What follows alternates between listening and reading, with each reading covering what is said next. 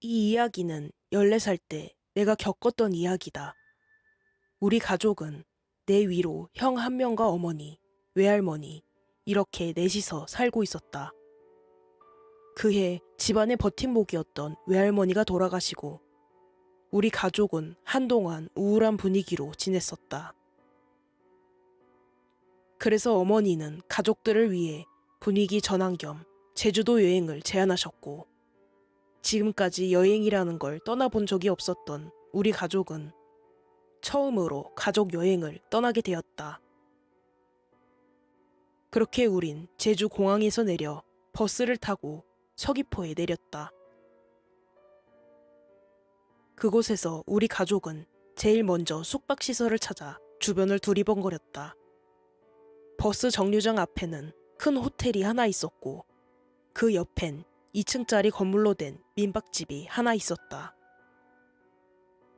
가격도 싸고 공용 주방시설이 있다는 민박집 주인 아저씨의 얘기에 어머니는 망설임 없이 그곳에 투숙하기로 결정했다.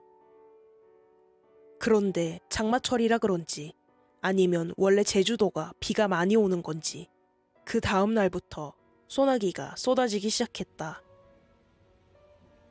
그래서 제대로 된 관광을 하지 못했고 민박집에서 무료하게 사흘을 보냈다. 당시 고등학생이었던 형은 학업이 중요하다며 혼자 제주도를 떠났다. 그렇게 어머니와 나만 민박집에 남게 되었다. 민박집에는 우리 가족 말고 아무도 없었는데 낙서들을 볼 때마다 관광철이 아닌데 왔구나 라는 생각이 들었다.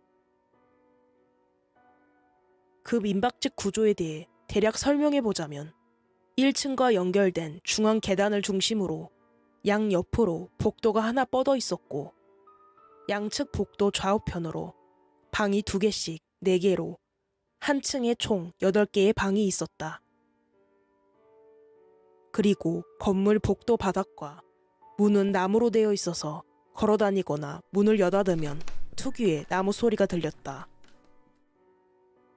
내가 묵던 방은 2층이었고 왼쪽 복도 2번째 방이었다. 방 구조는 2인용 침대가 방문 오른쪽 옆에 놓여 있었다. 방문 맞은편에는 바깥 풍경이 보이는 커다란 여닫이 창문이 있었다.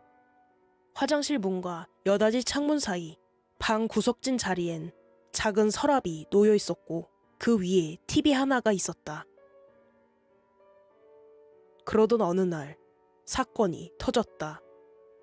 저녁 7시 어머니는 제주도에 있는 한 교회에 철야 예배를 드리러 가셨다. 새벽 예배도 거기서 드리고 오신다고 하셨고 주인 아저씨는 1층 카운터 자리를 보시다가 늦은 밤이 되면 건너편에 있는 자기 집에 가서 주무셨다. 그러다 보니 그날 밤 혼자 그 건물에 남겨졌다. 저녁 무렵부터 소나기가 오더니 천둥번개가 치기 시작했다. 만화영화 채널을 보며 컵라면 하나를 먹고 있었는데 어느덧 10시가 넘어갔고 TV 채널을 이리저리 돌려보았다. 그런데 갑자기 한기가 들었다. 침대에서 내려와 보니 바닥에 물이 고여 있었다. 소나기가 내리는데 여닫이 창문 닫는 걸 잊고 있었던 거다. 창문을 닫으려고 몸을 밖으로 내민 채 손잡이를 당겨 닫았다. 수건으로 바닥에 물기를 닦고 화장실에 들어가 샤워를 하고 나오니 TV에서는 어느새 드래곤볼을 하고 있었다. 재밌게 보고 있는데 갑자기 밖에서 삐그덕삐그덕 사람 발소리가 들렸다. 어머니 아니면 주인 아저씨겠지 하면서 방문을 열고 복도로 나갔다. 하지만 발소리가 분명히 들렸는데 아무도 없었다.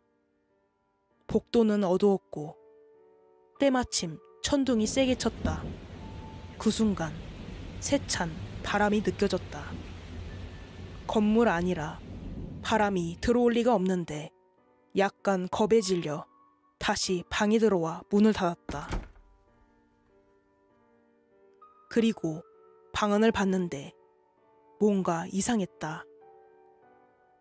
내가 분명 닫았던 창문이 열려 있었고 비가 바람을 타고 방 안으로 들어오고 있었다.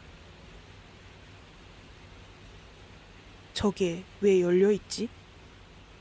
별 생각 없이 창문을 닫으려고 다시 몸을 밖으로 내밀었다. 그리고 창문을 닫기 위해 팔을 뻗었는데 그런데 갑자기 부스럭부스럭 내 밑에서 뭔가 꾸물대는 게 느껴졌다. 시선을 내려 밑을 보니 민박집 외부 담벼락과 1층 좁은 벽 사이에 웬 검은 물체가 꿈틀대고 있었다. 고양이인가? 비가 쏟아져서 시야가 잘 보이지 않았다. 그 검은 물체는 잠시 꿈틀대더니 건물 벽을 타고 기어 올라오기 시작했다. 자세히 보니 사람이었다. 검은 옷차림에 사람이 올라오는 걸 보고 도둑인가? 도둑질 하려고 왔구나. 내가 눈치챈 걸 알면 그냥 가겠지? 생각을 하고 용기를 내어 외쳤다. 야, 너 뭐야? 그 순간 그 사람은 고개를 들어 내 눈을 노려보고 있었다. 소름 끼치는 눈빛이었고 검은 옷소매 밖으로 벽을 짚고 있는 차가운 맨손이 보였다. 사람이 아니다. 그런 생각이 머리를 스쳐 지나가는 동시에 그 귀신은 눈 하나 깜빡하지 않고 날 노려보면서 벽을 빠른 속도로 기어 올라오고 있었다. 너무 놀라 뒷걸음질치며 방문에 등을 기대고 주저앉고 말았다. 너무 놀란 상황이라 현실이라고 도저히 믿기지 않았기 때문이었다. 내가 미친 건가? 뭘 본 거지? 등등 별 생각이 다 들었다. 그 와중에도 내 시선은 오직 그 망할 여닫이 창문을 주시하고 있었다. 비는 계속 들어오고 있었고 TV는 아직도 드래곤볼이 나오고 있었다. 그렇게 시간이 흘러 한 5분이 지나고 문득 생각이 났다. 뭐지? 방금 그 정도 속도라면 벌써 창문에 나타났어야 했는데. 다리에 힘을 주고 천천히 다시 일어났다. 방문에 등을 기댄 채 서서히 일어나는 그 순간 내 오른쪽 위 천장 구석에 스스슥 움직이는 소리가 들려왔다. 안 돼, 보면 안 돼. 속으로 그렇게 되새겼지만 고개는 이미 천장 구석으로 향했다. 그곳에는 검은 소복 차림에 창백한 얼굴을 한 귀신이 눈을 부릅뜨고 노려보고 있었다. 그 귀신의 머리카락이 천장 벽을 타고 방을 퍼져나가고 있는 소리였다. 너무 놀라 다리가 사시나무처럼 떨리니 도망가야 한다는 생각도 못했다. 그런데 그 귀신 몸통은 천장 구석진 곳에 그대로 있었고 목만 쭉 늘어나더니 얼굴이 내 코 앞까지 와 있었다. 머리카락인지 손인지 무언가가 내 목을 조르며 숨통을 조여왔다. 망설임 없는 그 눈빛을 보며 날 죽일 생각이구나 하는 생각이 들었다. 그때 마침 생각난 것이 종교를 잘 믿는 편이 아니었지만 초자연적인 존재인 귀신을 보니 종교에 기댈 수밖에 없었다. 난 예수님 보고 살려달라며 난 귀신 얼굴에 주먹을 날렸다. 때렸다는 느낌은 안 들었지만 고기 타는 소리와 함께 무표정이었던 귀신의 얼굴이 일그러졌고 내 목을 조여오던 손과 머리카락이 그대로 풀렸다. 전세가 역전된 것을 느끼며 귀신을 향해 또다시 주먹을 날렸다.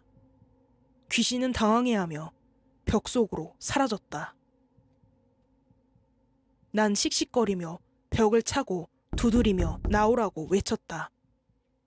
그러다 문득 정신을 차리고 보니 난 침대 위에 누워 있었다. 창문 밖으로 화창한 아침 햇살이 쏟아지고 있었다. 그 창문 앞에 교회에 갔다 온 어머니는 TV 및 서랍에서 뭔가 찾고 계셨다. 꿈이었다. 아, 내가 꿈속에서 귀신을 본 거였구나 라는 생각이 들며 안심이 됐다. 귀신과 싸워 이겼다는 사실에 뿌듯해하며 어머니에게 자랑하고 싶어졌다. 침대에 나와 어머니에게 다가가 등을 두드렸다. 엄마, 나 꿈에서 귀신 봤는데 내가 이겼다? 고개를 들고 날 바라보는데 어머니가 아닌 그 귀신이었다. 순간 숨이 멎었고 모든 것이 멈췄다. 풍경은 다시 밤이 되고 창문을 통해 비바람이 들어오고 있었다. TV에서는 드래곤볼이 하고 있었고 난 귀신의 눈동자를 통해 창백한 얼굴로 굳어진 내 얼굴이 보였다. 그렇게 그 귀신과 얼굴을 마주보고 마치 10시간 가까이 있었던 것 같았다. 얼마나 시간이 흘렀을까? 순간 크게 치는 천둥 소리에 정신을 차려보니 난 방바닥에 대자로 누워 있었고 창문을 통해 들어온 비로 물이 흥건했다. TV에선 드래곤볼이 끝나고 운동화 광고가 나오고 있었다. 난 곧장 우산을 챙겨 어머니가 예배 드리러 간 교회로 달려갔고 어머니에게 자초지종을 설명하고 민박집을 바꿔야 한다고 떼를 썼다. 그렇게 민박집을 옮긴 후 남은 며칠 동안은 편하고 재미있는 제주도 여행을 마무리 지었다. 지금 생각해보면 내가 본 귀신의 정체가 무엇인지는 모르겠지만 단순한 해프닝으로 가볍게 넘길 일은 아니었다. 처음으로 본 귀신이었고 더 기괴했던 점은 처녀 귀신이다, 총각 귀신이다 분간할 수 없을 정도로 흉측하게 생겼었다는 점이었다. 그저 오직 산 사람이 아니라는 그 사실만 기억에 남을 정도로 끔찍했다. 성인이 되고 나서 가끔 이 무서웠던 경험이 떠오르면 왜 그 유명했던 숙소가 며칠 동안 우리 가족밖에 안 머물렀는지 다시 한번 생각해보게 된다. 아마도 그 민박집에 머문 사람들도 검은 소복에 귀신을 본 게 아닐까?